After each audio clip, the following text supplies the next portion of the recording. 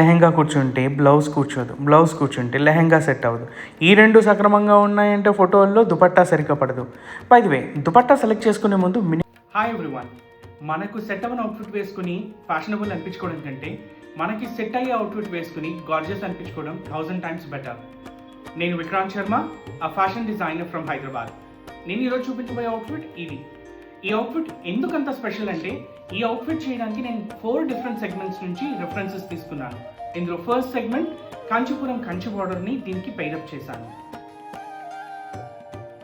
Second segment, దీంట్లో మీరు చూస్తున్న ముగ్గు డిజైన్ కవిత గుత్తా అనే ఫేమస్ డిజైనర్ దగ్గర నుంచి రెఫరెన్స్ తీసుకున్నాను. అండ్ థర్డ్, దుపట్టాలో ఉన్న ఈ వర్క్ సవ్యసాచి రెఫరెన్స్ అండి.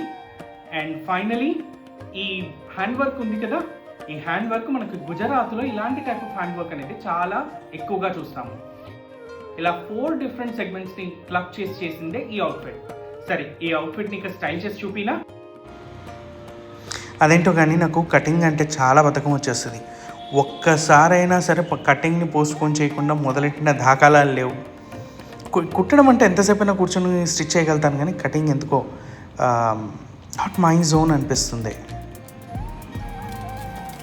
ఈ బాడీ ఫామ్కి డ్రెస్ వేసేటప్పుడు ఉండే కష్టాలు అంతా ఇంత కాదు, అది డిజైనర్స్కి మాత్రమే తెలుస్తుందని నా పర్సనల్ ఫీల్.